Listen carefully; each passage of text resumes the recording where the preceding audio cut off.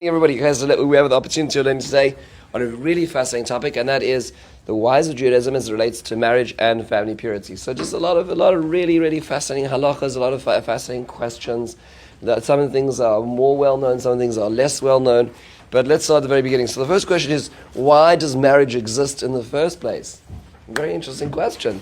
You know, it doesn't work like this in the animal kingdom. For the case of most animals, there's mating season, and for the most part, the animals then separate afterwards, and they do not have one set spouse or mate throughout their lives, except for some animals. There are a few short animals, but for most animals, as an example, if you look at the leopards. You know, they don't let once the female leopard is impregnated, she doesn't want to be around the male leopard because he's dangerous to the cubs.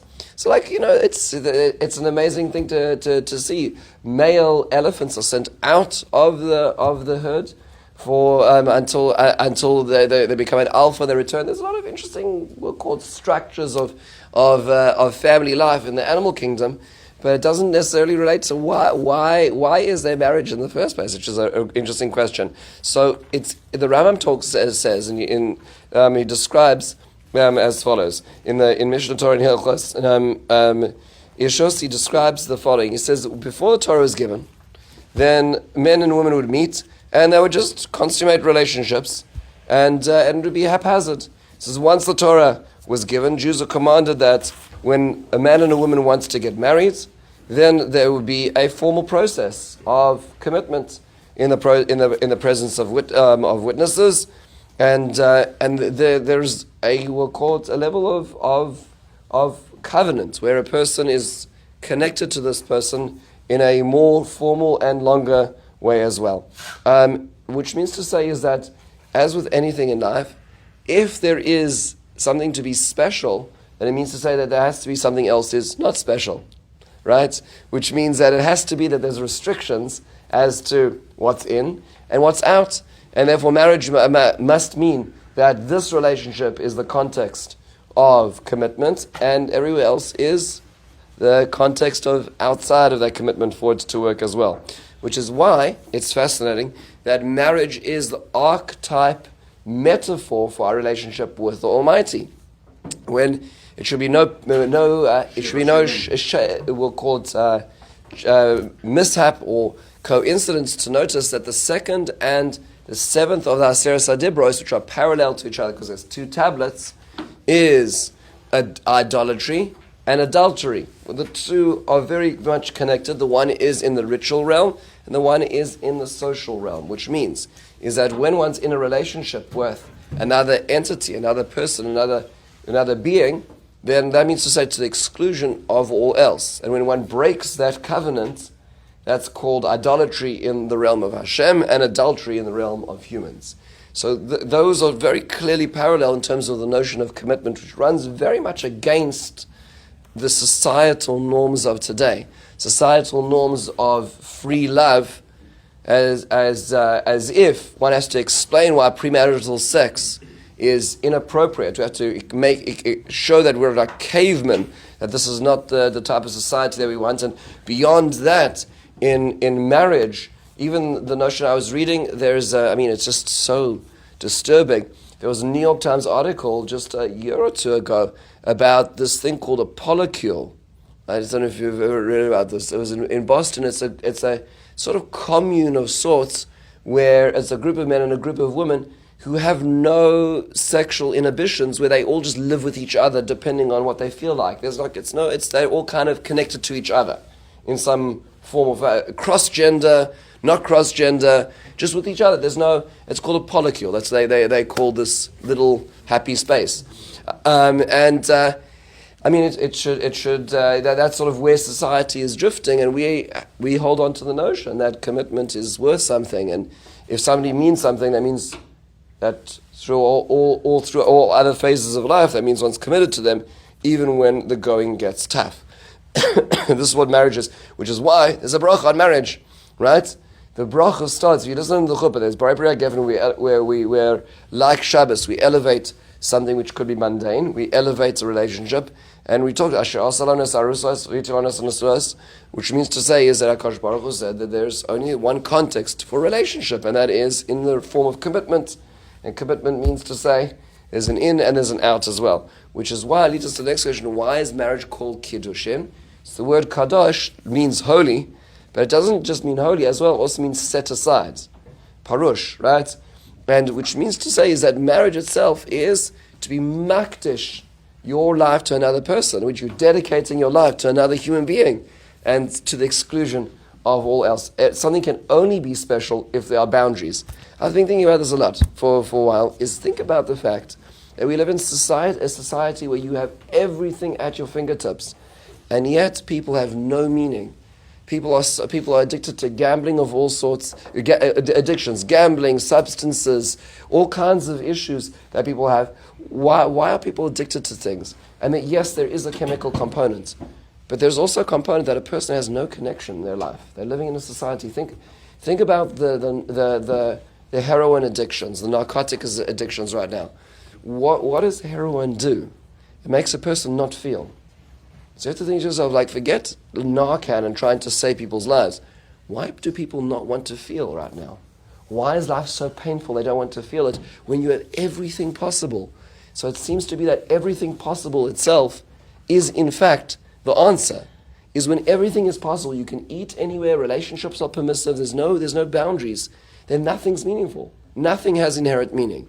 The Torah says that relationships, as with everything else in life, are a restriction, are a commitment, and that means to say there's not everything's permitted, not everything's allowed, that actually itself creates the very meaning that is absent in a society where everything is meaningless. Because you can imagine driving down the highway and you could eat wherever you wanted, right?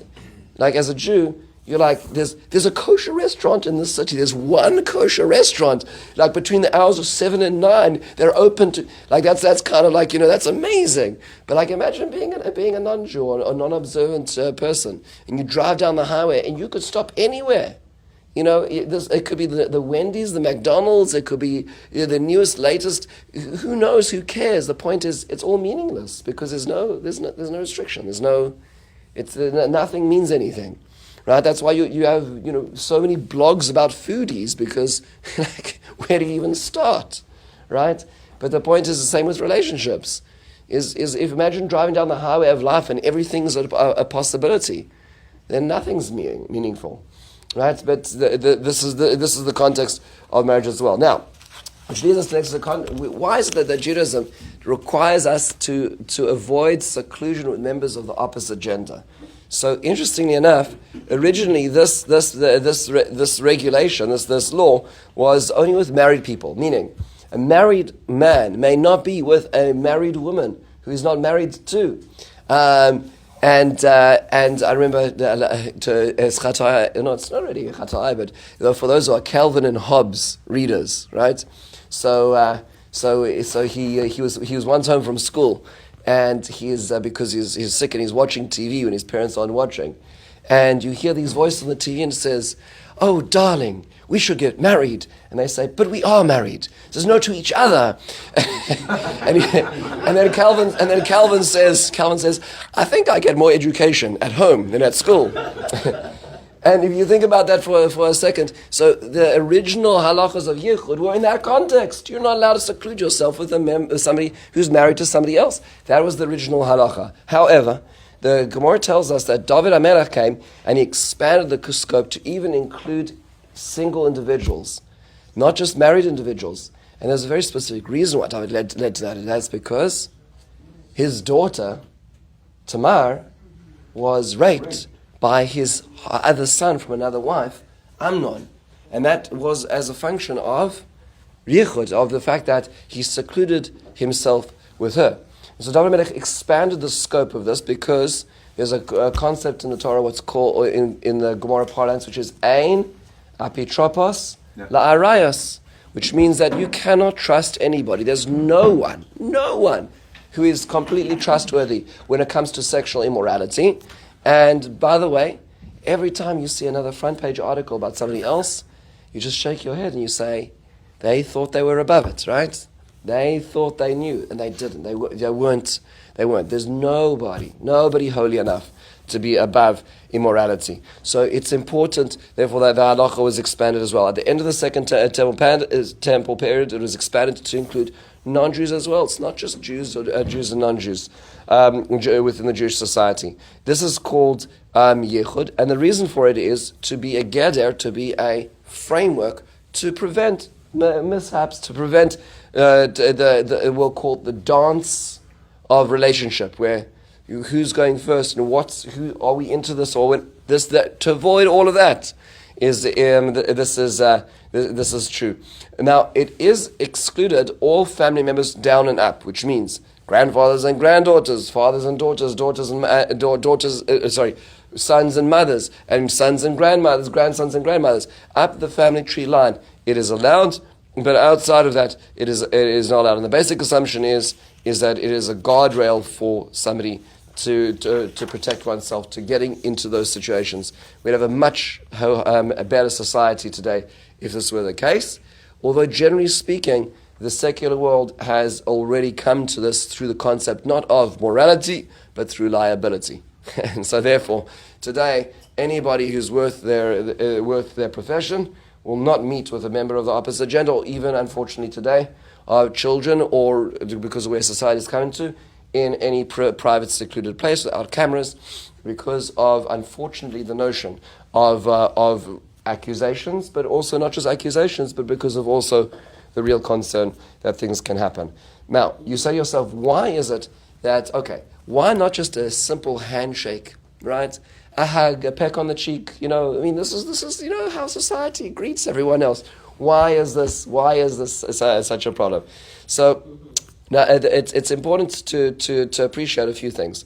Is that the Torah wants to protect our sense of touch. There's a beautiful book called The Magic Touch, which is a really, it's actually a book, I believe it's written to single girls about, because, from their perspective, it's so innocent. He just wants to be with me, right? It's like, no, he's not. He does not want to have conversations with you. No, he's only thinking about the next step, right? You don't understand the male outlook on life, right? But it's a really beautiful book which describes the power of touch, of human touch and communication in this way as well. So the Torah protects us from this as well, and also.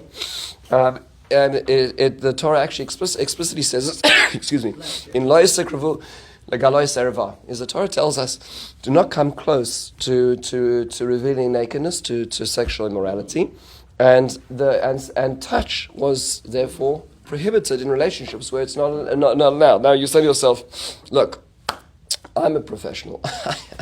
I can shake hands with a woman. I can shake hands with a man. I know. I'm not going to fall deeply in love from a business meeting, right? So it does. And the answer to this is that's not how rules work, right? So the rules, again, always a simple thing is you're pulled over the highway doing 77 in the 55 zone, right? And the officer comes and you pull down the window. It used to be roll down the window, but now you press down the window, and the officer's license and registration. And you say, listen, really, in my spare time, I'm a NASCAR driver. People put a lot of money on me because I'm able to do like record breaking in my category. I'm a record breaking speeder. I have incredible control of the car, and the officer's eyes glaze over and he says to you, license and registration, because he doesn't really care how good you are, right? It doesn't really make a difference. That's not how rules are made. But it's not only just that. It's like, imagine that you come to the Grand Canyon, and every year you come and visit, and there's a particular hike you take to the top. And then one year you get there, and there's an ugly railing by the edge of the lookout, and you're like, what's going on over here? This is my iconic, I measure my kid's height, picture right over here. And they're like, yeah, well, unfortunately a few people fell off the edge, so we put up a rail. And you're like, but we never do that. So they said, no, we didn't make it for you. We made it for the idiots who get too close, right? But the point being is that that's how rules are made. Rules are not made because you are so good, and the rule is Lo Yisakrevu L'Galoi Sereva is absolute. And the reason it's absolute is because there are other people, and besides other people, you yourself, right? Who knows? Who trusts in what relationship? When is too far? When is not too far? If it becomes a foot in the door, then who makes those rules, right? Who you say, oh no, we only kiss each other on the cheek. Right, right. So like, how does this work? Who's the arbiter in that in those guardrails? Who makes the rules within these relationships? Therefore, the Torah is pretty absolute about things, and that's how halacha works in absolute quantities as well. Now, interesting observation is, why is there no bracha on intimate relationships? Do you know the thing about that? Why is there no bracha on sexual intercourse, on the connection between man and woman? And so there are those who say, well, it's because there's no way of separating, or called, one's pleasure from the experience. But I don't think that's a sufficient answer, because lahavdil, think about eating for a second. Eating is a purely physical and enjoyable activity. And yet there's a bracha on that activity, even though it's very enjoyable physically. To the palate, that's a very enjoyable experience, but there's still a bracha to elevate that. So that's not sufficient. I believe that it is because it relates to any social mitzvah does not have a bracha for a few reasons. So as an example, there's no bracha on tzedakah. Right? Imagine the situation. The guy knocks on the door, right? He asks you for money, you go to the back, and you go and you open the door. Hareini muchan mazuman. The kabel mitzvahs asay shol b'dechinu v'rechimu. Right? And you say, please hold your right hand. Right? and then you say the bracha, and you place it down right away. Please close your hand to a kinyan. Right? So you can do that. You can imagine the whole thing. The reason why there's not is, number one is because if it's dependent on somebody else, you don't know if you're going to succeed in the mitzvah, number one, right? And you can think about this, that it's dependent on somebody else's consent, it's dependent on somebody else's acquiescence. That's number one. But I think more than that is that quantifying a relationship becomes dangerous. It becomes so dangerous to treat another person as an object for your spiritual hedonism. Think about that for a second. Where somebody becomes the vehicle towards your fulfilling that mitzvah in this way, and the bracha emphasizes that. So there's no bracha in this sense, because relationships are much more profound and subtle than to be quantified into something which requires over lasiyason and so on, which is there's something worthwhile thinking about this. However, it's worthwhile noting, I actually noticed in the Likutei Mahariach, he makes the observation that although there is no bracha, that person should be able to express gratitude, not just to one's partner, but gratitude to the Rebbeinu Shalom for the ability of connection. That's a very profound thing, meaning it may not be in the form of a bracha, but as shevach. A person should be able to afterwards be able to say, I'm so grateful to be in a relationship where we are able to share in such a way where it's not just a physical reproduction system where we're creating kids and that's it.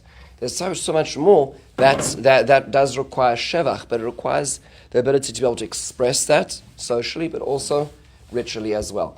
Fascinating observation. Now, why is it the Torah prohibits intimacies during times of menstruation? So it's amazing. Like, I remember actually who was telling me this.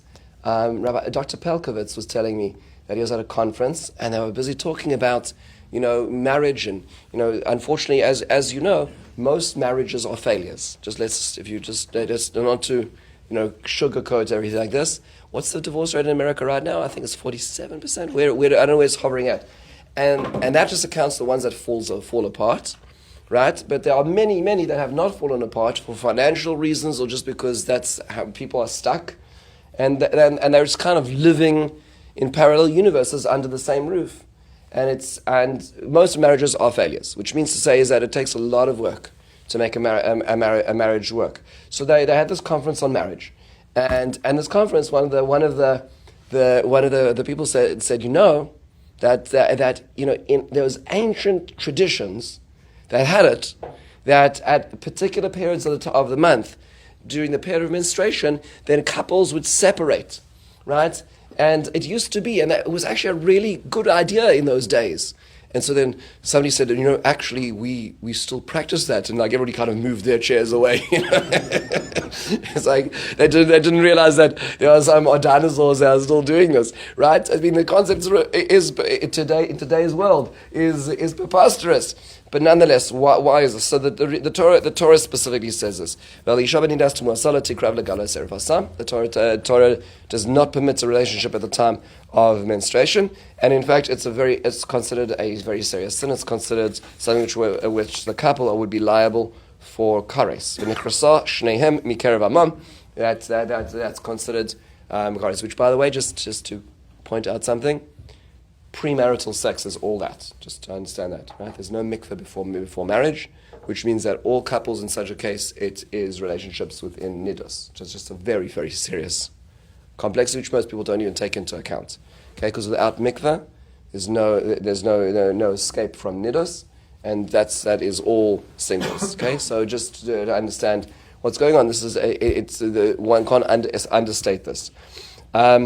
So the stage, generally speaking, starts at the time of the menstrual flow, and the Torah says that it's really a 7-day process. It's not dependent on anything else. It just the Torah actually just says that it's a 7-day process. So it's a wait for 7 days. However, there's we'll get to 7 clean days in a second, but that's the basic idea of a separation of the couple for 7 days. So there's a number of reasons for this. One is that the Gemara says this. The Gemara in Nida Daf Lamed Beis says,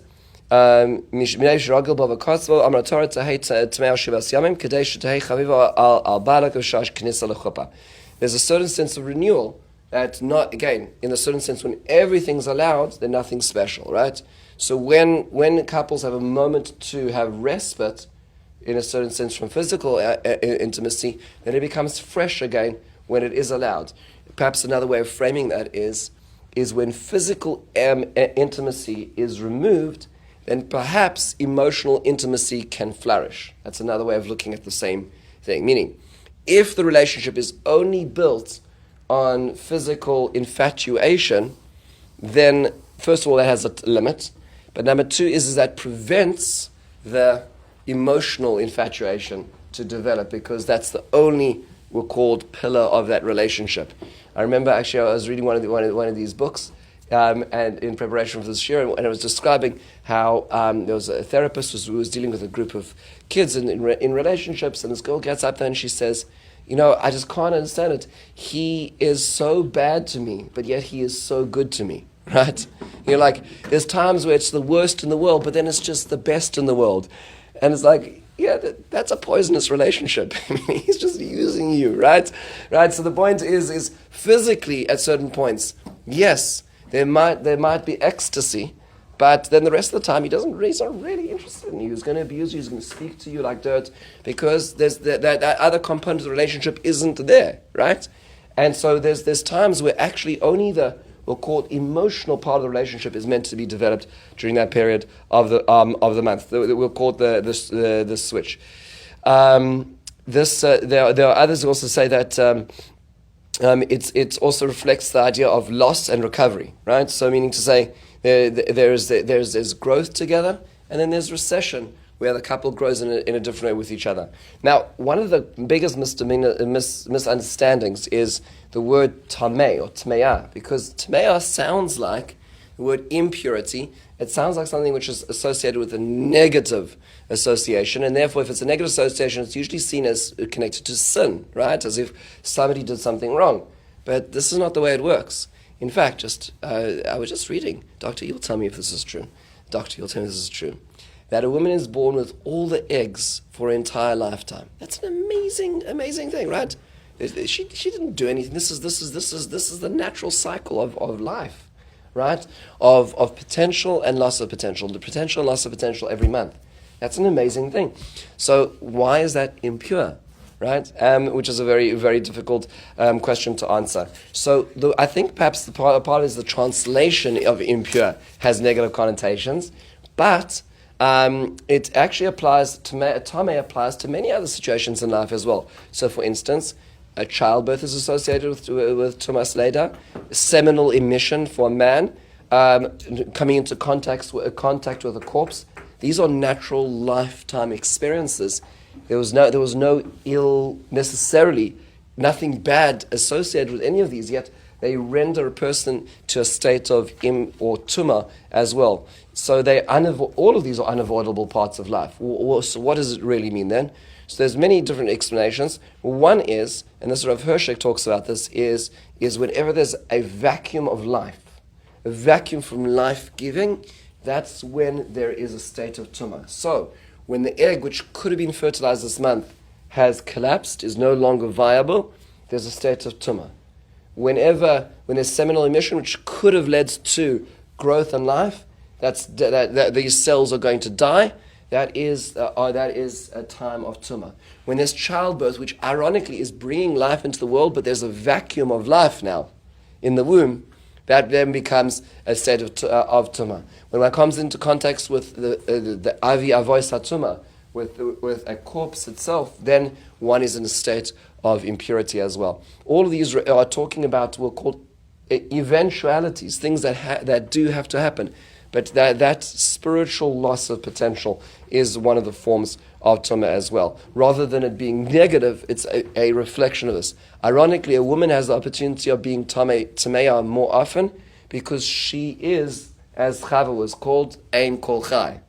Meaning life-bearing, in fact, has more potential for loss than the non-life-bearing partner. Think about that for a second, right? You know, they say there's shlosh shutim ba'adam, right? There's the man, the wife, and there's Hashem. If you wanted to ask who's the greatest shareholder, clearly the man is the lowest on the totem pole in terms of that process, right? He's not doing so much, right? But mom is carrying the baby all the way through, which means actually the tumah is actually higher because the stakes of life bringing are higher, right? Meaning they're parallel to each other, which is why a woman's tumah is more often than men's tumah necessarily, because of the stakes of bringing life into the world, without which there would be no continuation.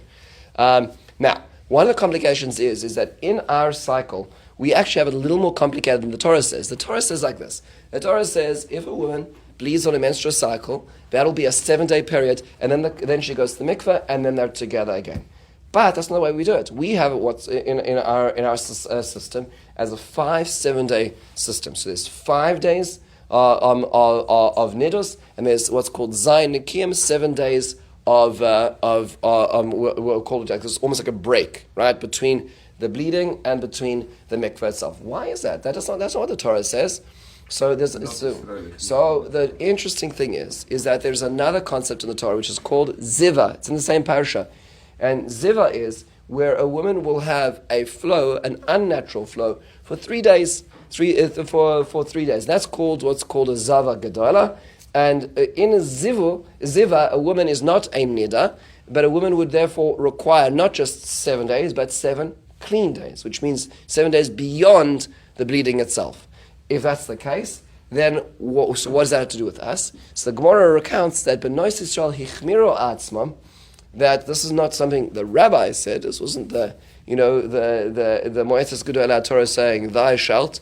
It was actually the daughters of Israel themselves saying, is that because it's very easy to confuse the two systems of nidus and ziva, that the B'nai Yisrael said, we will be machmir on ourselves to treat nidus like ziva. So not to require 7 days, but 7 clean days, which means 7 days after the cessation of any bleeding. That is where the 7 days. So our 7 days are actually treating regular nidus like ziva. That's where it comes from. And this is recorded in the Gemara. So we're talking about 2,000 years of tradition that goes behind this. Where's the 5-day period come from beforehand? So the 5-day period comes from a very interesting concept, which is what's called poletes shechva zera. The concern that if a couple were together just before nidus started, and let's say there's going to be an expulsion of semen, that will actually that will retard or slow down that process of the purification. It could if the purification process had already started afterwards. So there's a wait to we'll call lose 3 24-hour periods that could be put into the middle of that, which would end up being 5 days, with a day on either end. In the Sephardic community, it's only 4 days, and even in the Ashkenazi community, when there are concerns, let's say that a couple are trying and the ovulation period is earlier, shalas can be asked about that last of those days. But technically speaking, if you technically speaking, the average amount of time for bleeding is between 3 and 7 days. So actually the 5 days fits pretty squarely in the middle of that. For some people it's longer, for some people it's shorter, but it's in a certain sense averages out where that period actually lasts until as well. Now the question then becomes is, why do you need to have a mikveh? Like, meaning, why is the mikveh necessary for this whole process? So there are a number of reasons, but if anyone wants to take a look, it's really just wonderful. Rabbi Aryeh Kaplan's got a book called The Waters of Eden, which is a fantastic book. He just, covering all the basics in halacha and all the ideas in hashkafa, but he makes the observation that water seems to be one of the primordial existence in this world. How do we know that? What's the second pasuk in the Torah?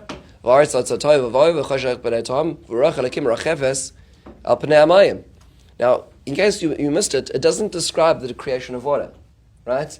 Right? The water doesn't describe the creation of water, right? Which leaves Rashi to already say that clearly the process of Bereshit is not a physical description of the creation process, because there's other things there, right?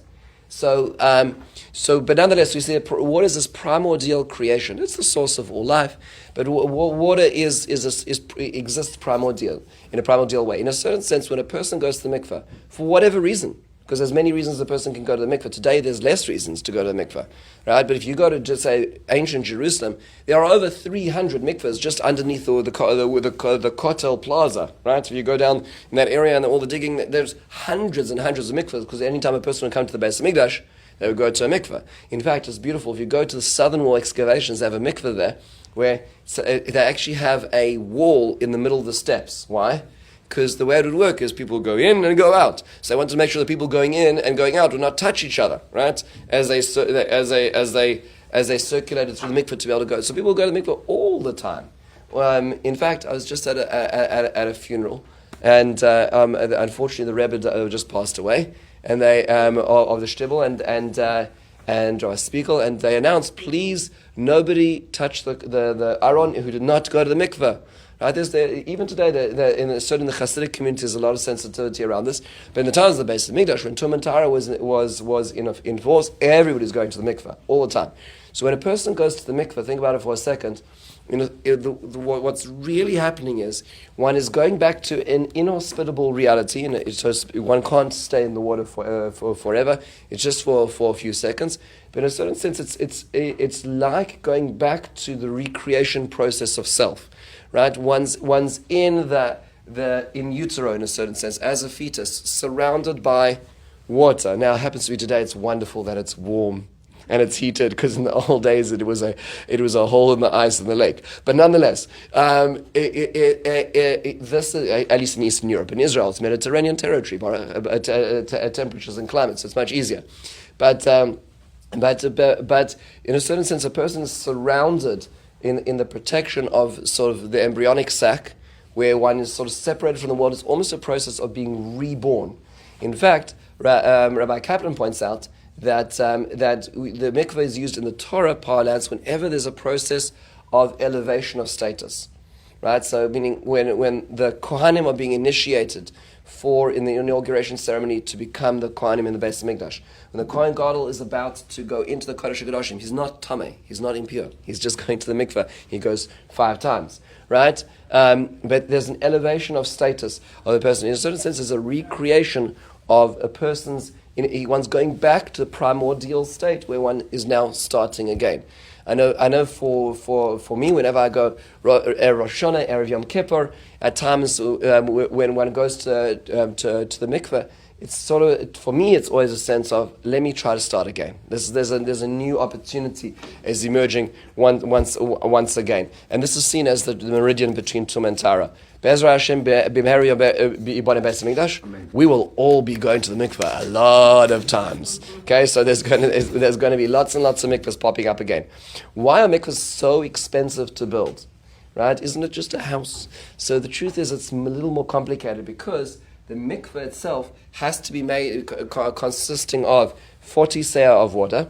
That's roughly 500 to 760 liters of water, and that water needs to be flowing naturally. So it cannot be drawn water. Drawn water will invalidate a mikveh.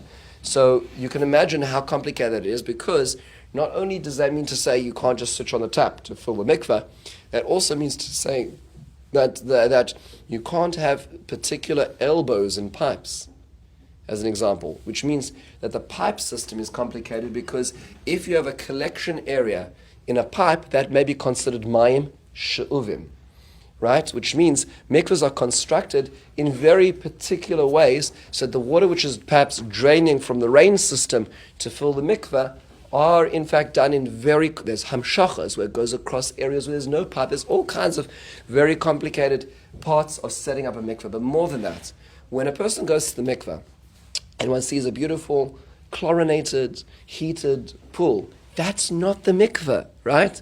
What is the mikveh? The mikveh itself is actually a pool which is next to the mikveh, which you're not seeing. So when you go to a mikveh, they've dug out another pit. That's where the rainwater actually sits, the natural water.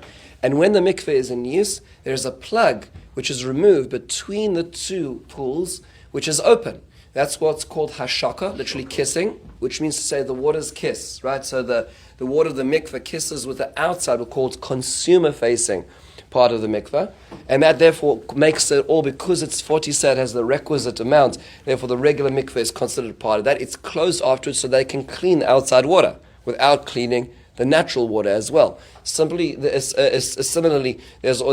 also the systems of zriya, where they put the regular water, they pour the new water in through the rainwater as well, is another aspect of it. There's another system which is called bor al gaber bor, which is how Chabad does it. So there are multiple, in a mikveh, there's multiple systems you're actually not seeing at all in the construction, which means more concrete containers, essentially, which are invisible to the eye for every mikveh that exists. So if you have 2 or 3 pools in the mikveh, those are the ones you see. There's another 3 on each of those, which are actually beyond, right? So there's a lot of complexity in the creation of a mikveh process, and because it requires halachic requirements, there's a lot of consultation which is required, which means to say money. A lot of this costs a lot of money to be able to do. It's really fascinating. If you ever have a chance to go for a tour of a mikveh, ask them, where are the other boros? Where are the other pits? Can I see them? How is it operated?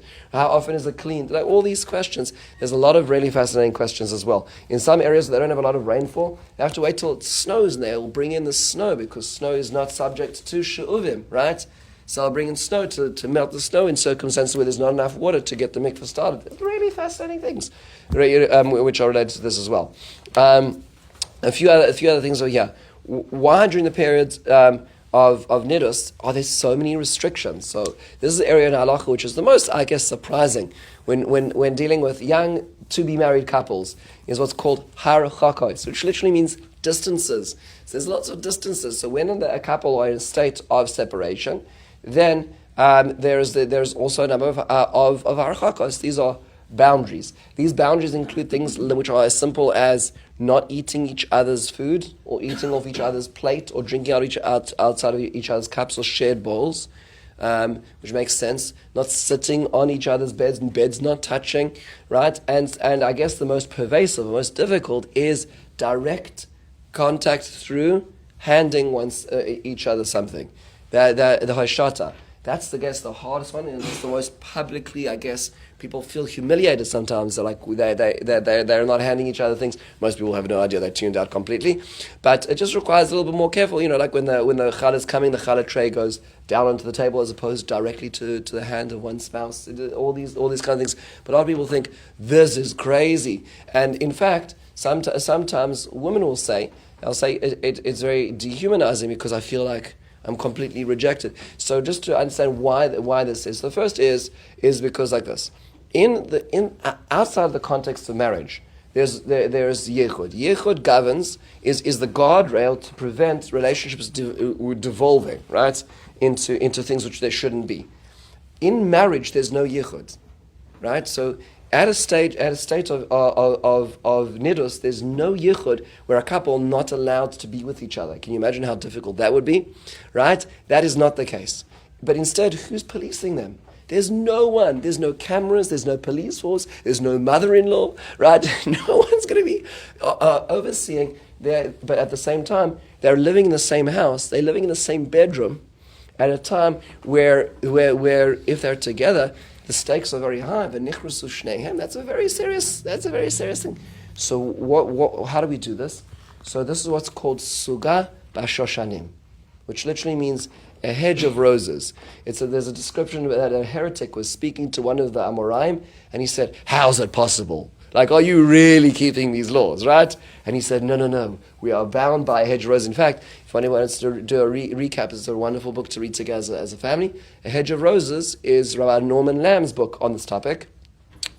In today's society. Remember, he's writing in the 1960s. Free love, everybody's so happy, right? They weren't so happy afterwards. But the Hedge of Roses is his book. It's the translation of that Gemara in Sanhedrin, which is Suga Bashoshanim, which means these boundaries are the way that a couple keep themselves straight. Because think about this: you're with somebody you want to be with the rest of your life. And you feel, and whether it's a time you just need closeness for whatever reason, because it's a high, because it's a low, because you're attracted, and it's not the right time, and there has to be some sort of boundaries. These boundaries are called harchakos, but I would take it one step further, and it's so profound to think about it from this perspective. Is again, like let's say, a couple. It has, 3, 4, 5, 6 kids, however many are bouncing around in the house. And it's been that time of month. And she goes to the mikveh, and it's no longer going to the mikveh, and it's a private, quiet night when she comes back from the mikveh. She comes back from the mikveh, and somebody's hanging on the chandeliers, somebody's drilling a hole in the basement. It's pandemonium, right? And she comes home. And all the kids are playing in the back, hanging out in the background. And she does something as simple as she hands her husband her coat, and he hangs it up for her. And that was a moment of intimacy.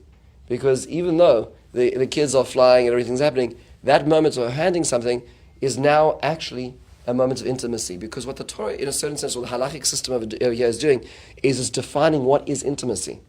Intimacy is something as simple as serving one's spouse food.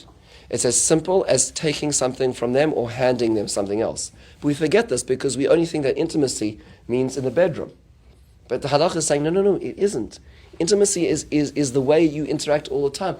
And it redefines what intimacy is supposed to mean. That's what the process is supposed to do. Is this pullback is supposed to therefore re-educate what everything else is supposed to mean. Such a profound perspective in the subtleties of what relationships is in a world of excess, in a world where we only just keep amplifying what is big and the moments, we forget all the subtle processes in between as well. This is a really tough one. Why is it that women need to show their underwear to rabbis? That's a very uncomfortable question, right? So here's the deal: is as follows: is that during the process of the Zayin Nikiyim, right? So the way it works is that for women to move from the Nidus stage into the Zayin Nikiyim stage, there needs to be what's called a hefsek tara, which a hefsek tara is an internal examination done with a digger cloth that is what called separates. Hefsek literally means to separate into the Zayin Nikiyim. During the Zayin Nikiyim, a woman needs to wear white to avoid there being any staining, and needs to be an internal examination. Most poskim, if you look at the Shulchan Aruch, says twice a day. Some poskim will make it once a day, but throughout the process of the Zayin Nikiyim. And this is to ensure that there's a break, essentially, between the menstruation period and the process of purity. The truth is that the body emits many different enzymes, many different liquids, and not all of them are blood, which means that on an internal examination, on underwear, there could be stains, and not all of those stains are a problem. It's only a problem if it is in fact blood, and only if it's a certain amount of blood, and it's complicated, and there are many other different liquids which are not blood as well. And that being the case, it requires somebody who's had the training, who has spent years and years and years training, who spent time with other Rabbanim who've had this tradition, who've learned from their Rabbanim who've had this tradition, as to what is blood. Like, is this blood? Is this not blood? Is that black? Is it brown? Is it red? Is it orange? Is it pink? And not everything's blood, right? And so, unfortunately, this has become, in today's society, it becomes difficult because, generally speaking, you don't hang out with your gynecologist at the Shul Kiddush. but you do with your rabbi. And it's more complicated because there's that personal relationship, which makes things more complicated. Because from the rabbi's perspective, there's nothing personal. This is just, is it mutter, is it not mutter? Is it tahor, is it tameh? That's the way it works. Which is why oftentimes rabbis will get questions from the neighboring community because they don't want to speak to their rabbi and have him paskening niddah shaylas as well. Unfortunately, because of this, because there's a certain amount of we'll call it of people are embarrassed, then, and especially in today's society, that means one or two things happen. One thing is that many women don't ask, and that means to say either they're very mekil or either they're very machmer, and both of those are tragedies because that's not really the way it should be. There is a process by which the psak should happen. Unfortunately, people like say, well, let me just send a picture. Problem is with pictures is that the phone camera is still not sophisticated enough to pick up the chroma necessarily, depending how you adjust your camera on your phone, depending on the blue-red balance, you're not going to see the same colors, which means it actually needs to be dropped off, which is why many Rabbanim have drop boxes, where it's completely anonymous. There's just a number and a particular cloth as an example, and there's a text back, and most times don't even know who it is. But the response is a tar, is a tameh, what was this, and so on. And this has also led to the advent of yoatzot halacha, which is women who are trained in this and who are able to answer questions. And many women feel more comfortable in those situations. And it seems to be the case where if that wasn't the case, then many women would be asking. If that's the case, that's a good thing, because many people should be asking halachic shalas rather than making self-determinations, which will lead to either extra chumras or extra kulas, which in both ways leads to issues as well. One last thing, which is just in this topic, and that is when it comes to birth control, right? So it's always a complicated topic. Is birth control allowed in the first place? So the answer is it depends. There's a lot of complexity. There is a mitzvah in the Torah which is called Pruruvu, which is that the Torah, there's a biblical commandment. In fact, it's the first commandment in the Torah, is to bring children into this world. It's a very special mitzvah, and many people have trouble with this mitzvah. It's not so simple to be able to succeed in this mitzvah. Many people struggle. Many people need interventions. Many people need therapies to be able to actually arrive at this. And some people struggle for years and years and years. Which is why when there's a biblical commandment, which is a person is mandated upon a person, one can't just very naively say, "Okay, it's all right. I'll just wait." Right? So one has to ask a shaila. And let's say a person says, financially we're not in a state where we can have children yet. That, unfortunately, that's not a reason. You don't waive a mitzvah because of a financial consideration. But if the consideration is that I know that I will not, I'm in graduate school, I will not be able to, it'll be too much pressure. I'm going to have a breakdown if I have a child at this point in time. Now that becomes a different question. That's not a financial question. That's a question of, does that person enter into the category of a chole she'ein bo sakana? That a person would be incapacitated, would be unable to function. That's a separate question. Therefore, people need to ask that question. That's a distinction. Sometimes the finances might be related to the psychology, but the psychology is what determines, is a person able to handle this? But if a person's getting married, the default position is they should get married and have children. They should try, because many people don't succeed at the beginning. And the earlier one knows that, the more time on the biological clock the couple has to intervene and to be able to succeed. Because if a couple are waiting for 5 years, only start as in the secular world, which is in their early 30s, and suddenly now, or even late 30s, and suddenly there's a problem, now we have problems because there's the window is closing. And so it becomes much more complicated as well. Having said that, just complicated is that in halacha, as an example, there's different types of birth control, and condoms are not allowed, as an example. That's considered shvichas zera levatala, and we know from Bereshis in the story of Yehuda's children that shvichas zera levatala is a very serious sin, and Erva and Anan were killed for this.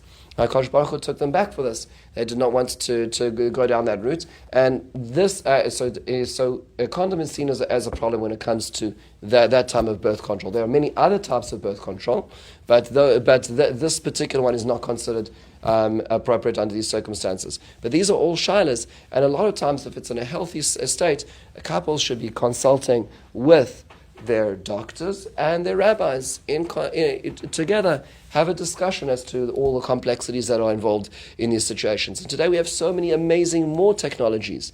Right? I was just at a bris on Friday for a child that was born through surrogacy. It's amazing. It's an amazing miracle that we can do this.